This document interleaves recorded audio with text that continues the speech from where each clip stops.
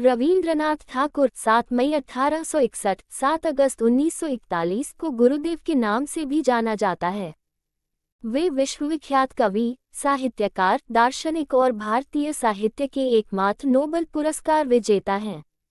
वे Asia के प्रथम Nobel पुरस्कार सम्मानित व्यक्ति हैं।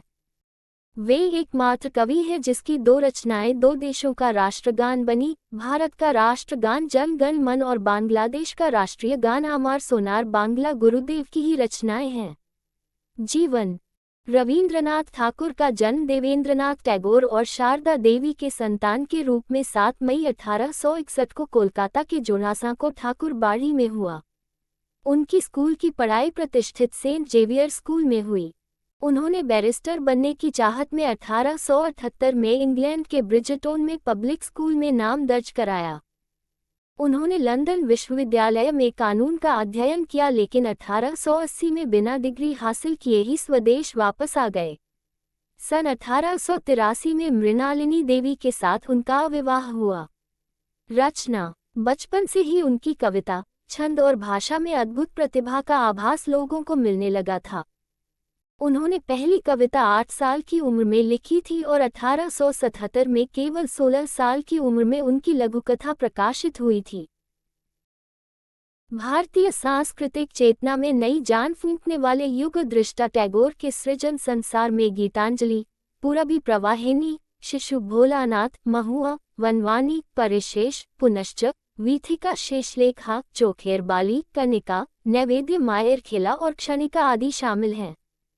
देश और विदेश के सारे साहित्य, दर्शन, संस्कृति आदि उन्होंने आहरण करके अपने अंदर समेट लिए थे। पिता के ब्रह्म समाजी के होने के कारण वे भी ब्रह्म समाजी थे, पर अपनी रचनाओं व कर्म के द्वारा उन्होंने सनातन धर्म को भी आगे बढ़ाया। टैगोर ने करीब 2230 गीतों की रचना की। अनुवाद। मनुष्य और ईश्वर के बीच जो चिरस्थायी संपर्क है, उनकी रचनाओं के अंदर वह अलग अलग रूपों में उभर आता है। साहित्य की शायद ही ऐसी कोई शाखा हो जिनमें उनकी रचना न हो। कविता, गान, कथा, उपन्यास, नाटक, प्रबंध, शिल्पकला सभी विधाओं में उन्होंने रचना की।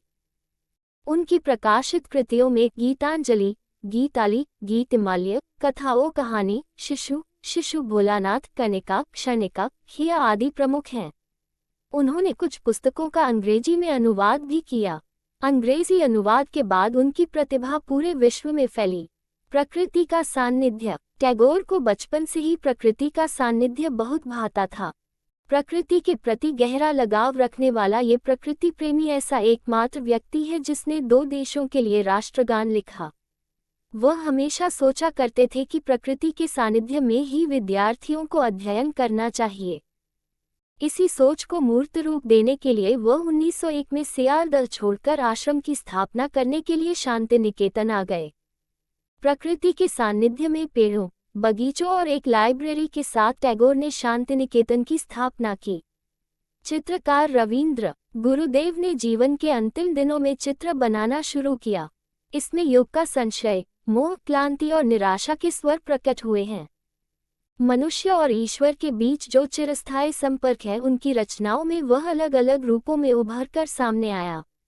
टैगोर और महात्मा गांधी के बीच राष्ट्रीयता और मानवता को लेकर हमेशा वैचारिक मतभेद रहा।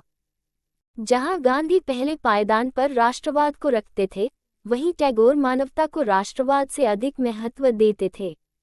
लेकिन दोनों एक दूसरे का बहुत अधिक सम्मान करते थे। टैगोर ने गांधी जी को महात्मा का विशेषण दिया था।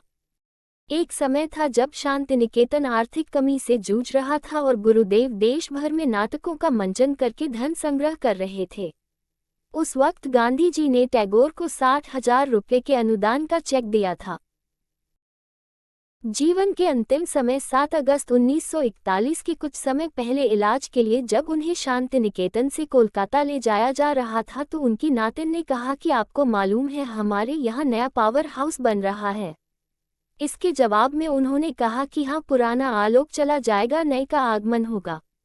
सम्मान। उनकी काव्य रचना गीतांजलि के लिए उन्हें सन 1913 में साहित्य का नोबेल पुरस्कार मिला।